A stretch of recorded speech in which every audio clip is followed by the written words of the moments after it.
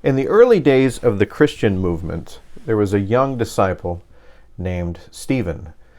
Stephen started telling people about Jesus Christ, about the resurrection, about what Jesus taught, the good news, what we commonly call the gospel means good news, about the kingdom of heaven being open up for everybody, about the love, about loving your neighbor, all of that kind of stuff, all of the things that Jesus taught us. Well, the early religious leaders, some of the religious leaders were very threatened by this, and they started to spread propaganda that Stephen and others like him were claiming that this Jesus was going to destroy their temple, and also that Jesus was, the mere spreading of that was going to destroy the faith that they knew, the faith that they had known through prophecy and everything. What they didn't realize is that Stephen was actually not destroying their faith.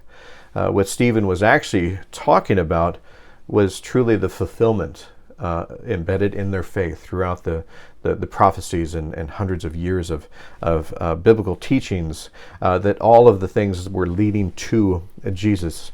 He wasn't out to destroy anything. But the religious leaders at the time continued to spread those rumors that this faith was going to destroy everything that they knew. And naturally, it started to get people a little bit frightened. They liked what they had. The fear of losing everything to something new was quite frightening to them. So much so that they, on one tragic day, they took to violence, and they picked up stones, and they stoned this poor young disciple to death. As he was dying, what the amazing thing was is as he was dying, he was asking God to forgive the ones that were actually stoning him. Imagine that. Imagine being killed in torturous ways, and actually praying out loud for the forgiveness of the torturers and the people that are killing you as it's happening. And during this time, when they took stones to him, they took off their cloaks and they gave it to another Pharisee person to hold all of the garments. And he sat there and he witnessed this. And that person later he was known as Saul, but he later became known as Paul. Paul had a revelation, but not during this time when he was seeing Stephen getting stoned to death. He was actually approving of it. It wouldn't be until later that he would actually witness Christ himself and be responsible for sharing much of that gospel himself and starting churches just all over the place. But at the time, even he was caught up in the fact that what Stephen was preaching about letting other people in, about welcoming the stranger, about being there for your neighbor, about sacrificial love for one another, he was also threatened by that.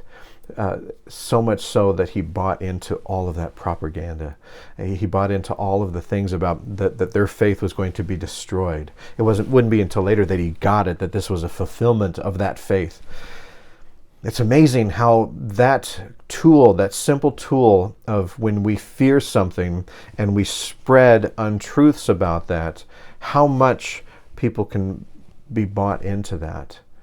Not people that aren't necessarily cruel or wanting evil. Remember, most people that perform acts of kindness or violence are people that at the time they're convinced they're doing the right thing.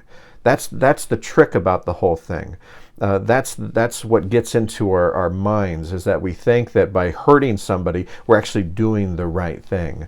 We see that happening in our world right now. We see things happening, fulfillments of Jesus' messages left and right, about people opening their doors, about people welcoming people, about people accepting people for who they are, about people sharing the kingdom with everyone. The teachings of Christ about sacrificial love, about loving all neighbors as you would yourself. And yet there is still, to this day, people that are saying, if you do that, you're going to destroy the faith. You're going to destroy Christianity. You're going to destroy the church by allowing certain people and accepting certain people.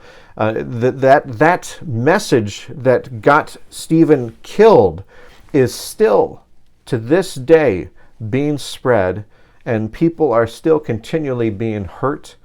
They're being ostracized. They're being discounted.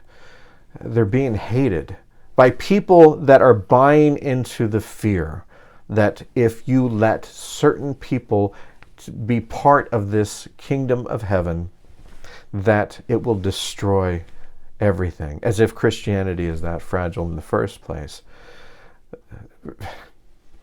What Christ teaches us simply is to love. One of the very last things that he told his disciples was to love each other. By this you'll know you're my disciples, by how you love each other.